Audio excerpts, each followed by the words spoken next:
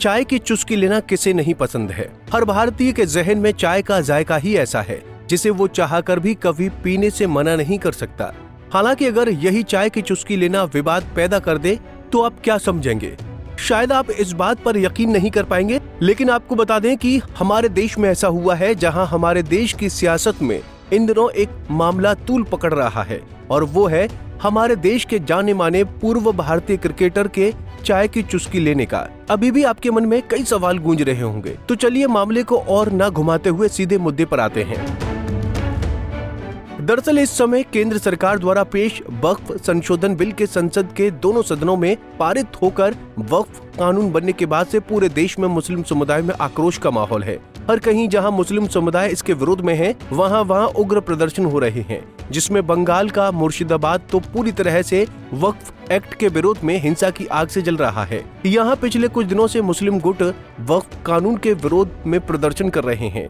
वहीं जारी प्रदर्शन के बीच कई जगह पर हिंसा, विरोध प्रदर्शन और झड़प की घटनाएं सामने आ रही हैं। इस हिंसा में 3 लोग अपनी जान गंवा चुके हैं। वहीं अब ये मामला कोर्ट तक भी पहुंच चुका है। ऐसे में इस बीच जहां हिंसा चरम पर है, वहीं सोशल मीडिया पर एक पोस्ट वायरल हुई। ये पोस्ट थी भारत के पूर्व क्रिकेटर और बंगाल में बहरामपुर से तृणमूल कांग्रेस सांसद यूसुफ पठान की। उन्होंने अपने हाथ में चाय का कप पकड़े हुए एक फोटो सोशल मीडिया पर पोस्ट की। हालांकि ये पोस्ट सोशल मीडिया यूजर्स के साथ साथ कई राजनीतिक पार्टियों तक को नागवार गुजरी।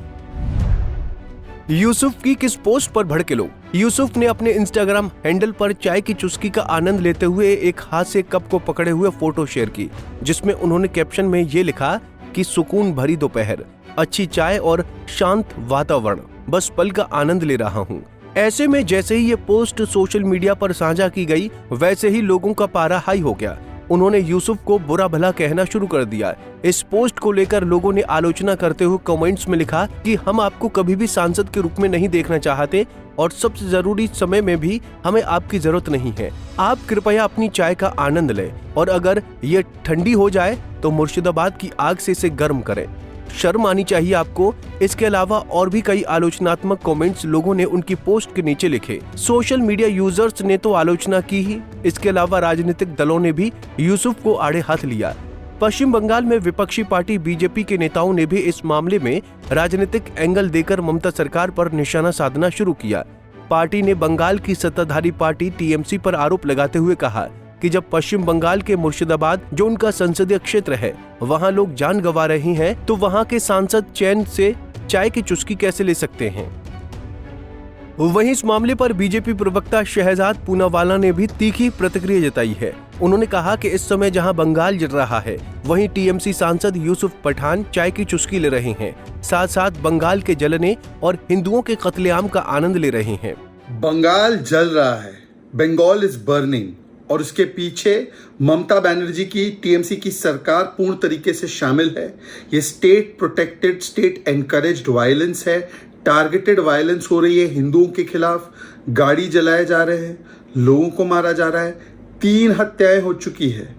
और हमने देखा है कि बीडीओ ऑफिस से लेकर रेलवे से लेकर लोगों की निजी संपत्तियां चुन चुन कर हिंदुओं को प्रताड़ित करना, मारना, यहां तक कि भगवे झंडे को भी हटा देना, ये सब कुछ चल रहा है। बंगाल में मंत्री सड़कों पर आने की धमकी और चेतावनी दे रहे हैं, परंतु पुलिस मूक दर्शक बनी बैठी। और अब यूसुफ पठान सांसद है टीएमसी के, चाय की चुस्की ले रहे हैं। बंगाल जल रहा है, ये चाय पी रहे हैं। बंगाल जल रहा है, हिंदू मारे जा रहे हैं, काटे जा रहे हैं, और यूसुफ पठान चाय में आनंद ढूंढ रहे हैं। ये है टीएमसी। एक तरफ बंगाल में हिंदुओं के साथ प्रताड़ना हो रही है, दूसरी तरफ मिस्टर यूसुफ पठान चाय की चुस्कियां ले रहे हैं। हाई कोर्ट को भी कहना पड़ा कि हम आंख मूंद कर बैठ नहीं सकते। सेंट्रल फोर्सेस डिप्लॉयड है मुर्शिदाबाद में। यूसुफ पठान चाय की चुस्कियां ले रहे हैं। ममता बनर्जी अभी भी तुष्टीकरण कर रही है और बंगाल जल रहा है। आपको बता दें कि हिंसा की जिस आग में मुर्शिदाबाद झुलस रहा है, वहां के हिंसा प्रभावित कई क्षेत्र सांसद यूसुफ पठान के निर्वाचन क्षेत्र से बाहर के हैं। हालांकि लोगों में आक्रोश इस बात का है कि जब बंगाल में ऐसे हालात हैं, तो ऐसे समय में यूसुफ ऐसी पोस्ट कैसे कर सकते हैं। वहीं विपक्षी दलों को तो एक बहाना मिल गया, बहती गंगा में हाथ धोने का। क्योंकि बीजेपी लगातार वक्फ कानून को लेकर बंगाल में मचे बवाल और हिंसा के लिए वहां की मौजूदा सरकार को इसका जिम्मेदार ठहरा रही है। इसके साथ ही वो ममता सरकार पर लगातार हमलावर हैं।